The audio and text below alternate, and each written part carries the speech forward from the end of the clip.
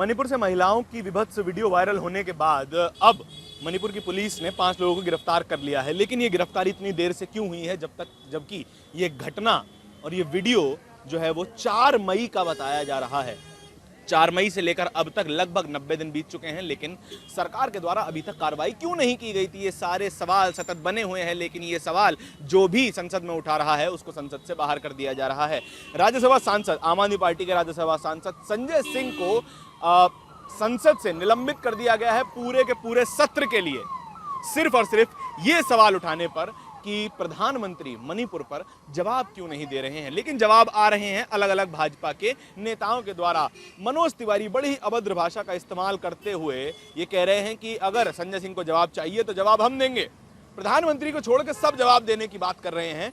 अमित शाह भी कह रहे हैं कि जवाब हमसे ले लीजिए, हम तो गृह मंत्री हैं देश के। लेकिन प्रधानमंत्री 90 दिन बीत जाने के बाद केवल कुछ सेकंडों का बयान देते हैं और देश के एक हिस्से को जलने के लिए छोड़ देते हैं। लेकिन जो वीडियो सामने आया है उसके लीगल पक्ष क्या है, उस वीडियो के बारे में बताया जा रहा है कि इन महिलाओं को न सिर्फ नग्न परेड करवाया गया, उनके साथ मारपीट की गई और उनका गैंगरेप भी किया गया।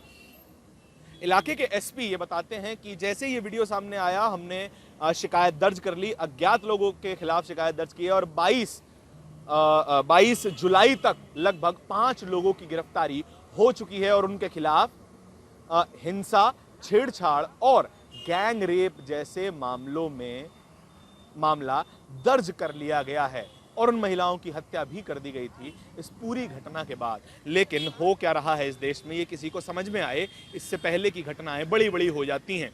मणिपुर पिछले 90 दिनों से जल रहा है, लेकिन इलाके के नेता शांत बैठे हुए हैं, सीएम शांत बैठे हुए हैं। इस वीडियो के सामने आने के बाद सीएम बताते हैं कि ये महिलाएं इकलौती नहीं हैं, ऐसी सैकड़ों महिलाएं हैं जिनके साथ ऐसी हरकत हुई है। तो फिर सीएम साहब आप अभी तक कुर्सी पर क्यों बने हुए हैं? अगर आपके सूबे में आपकी डबल इंजन की सरकार है और आपके सूबे में ही महिलाएं असुरक्षित हैं, आपका सूबा जल रहा है और आप मजे से अपने सीएम आवास में जो है आराम कर रहे हैं, तो आपके सीट पर होने ना होने से फर्क क्या पड़ता है? ऐसा विपक्ष कह रहा है, हम नहीं कह रहे हैं। विपक्ष के तमाम सवाल सामने आ रहे हैं, लेकिन उनके जवाब देने के लिए स्मृति ईरानी एक ट्वीट और कर देती हैं। जैसे ये वीडियो सामने आता है, स्मृति ईरानी का जवाब भी आता है। वो कहती हैं कि मणिपुर के सीएम के द्वारा हमको ये पता चला है कि ये वीडियो सामने आया है जहां पर कुछ महिलाओं को नग्न अवस्था में परेड करवाया गया है, उनकी हत्या कर दी गई है, गैंगरेप कर दिया गया है। स्मृति ईरानी से सवाल मात्र इतना सा बनता है कि क्या वो ट्विटर चलाती हैं, क्या वो ट्वीट करती हैं, या फिर उनका कोई ट्विटर अकाउंट है? अगर है तो क्या उनकी टाइमलाइन पर ये वीडियो आने में इतनी देर लग गई? लगभग 90 दिन बीत गए और उसके बाद भी एक खाना पूर्ति का बयान दे दिया गया। आपको ये भी बता दें कि स्मृति ईरानी जो हैं वो देश की महिला बाल विकास मंत्री हैं। महिलाओं के साथ इतनी विभत्स स्थिति देश में बनी हुई है, महिला बाल विकास मंत्री केवल ट्वीट करके खाना पूर्ति करती हैं और उनके खिलाफ कोई सवाल नहीं होता। पुलिस 90 दिन बाद जाके कार्रवाई करती है, 5 लोगों को गिरफ्तार करती है, लेकिन उस पूरी भीड़ में सैकड़ों लोग दिखाई दे रहे हैं और गिरफ्तारी केवल अभी तक 5 की होती है। बीती 3 मई से मणिपुर हिंसा की आग में जल रहा है। हम बार बार आपको ये बात इसलिए बता रहे हैं कि कहीं अगर ये बात आपके कानों तक पहुंचे तो जब आप वोट देने जाएं तो ये बात आपके कान में गूंजती रहे कि देश की सरकार जो बेटी बचाओ बेटी पढ़ाओ का नारा देती है, देश की सरकार जो इस देश के निवासियों को सुरक्षित रखने का वादा देती है, वही सरकार आज शांत बैठी है, मूक बधिर बन के बैठी है और विपक्ष उन पर इल्जाम लगा रहा है कि ये स्टेट स्पॉन्सर्ड वायलेंस है। डबल इंजन की सरकार पूरी तरीके से नाकामयाब साबित हो रही है क्योंकि 90 दिन से एक सूबा जल रहा है। सर्वेश्वर दयाल सक्सेना की एक कविता है, शुरू इस तरीके से होती है कि अगर आपके घर के एक कमरे में आग लगी हो तो क्या आप दूसरे कमरे में सो सकते हैं? यदि आपके घर के एक कमरे में लाशें सड़ रही हों तो क्या आप दूसरे कमरे में प्रार्थना कर सकते हैं? यदि हाँ तो मुझे तुमसे कुछ नहीं कहना। देश कागज़ पर बना नक्शा नहीं होता कि एक हिस्से के फट जाने पर बाकी हिस्से अपनी अपनी जगह साबुत बने रहें, अनमने दिखें।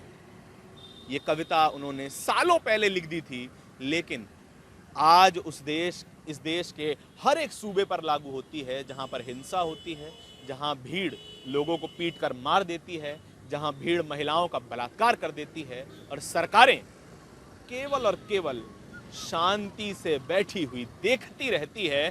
देश का प्रधानमंत्री अमेरिका, फ्रांस, इजिप्ट के दौरे करता है, ट्वीट करता है, तस्वीरें खिंचवाता है, लेकिन उस प्रधानमंत्री के पास 5 लाइनें नहीं होती ट्वीट कर देने के लिए कि मुझे दुख है जो भी मणिपुर में हो रहा है।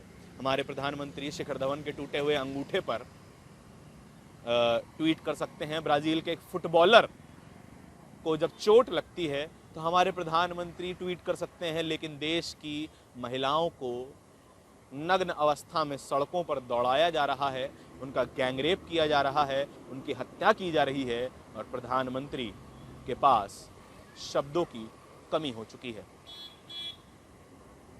अब इस वक्त मणिपुर में कार्रवाई चल रही है।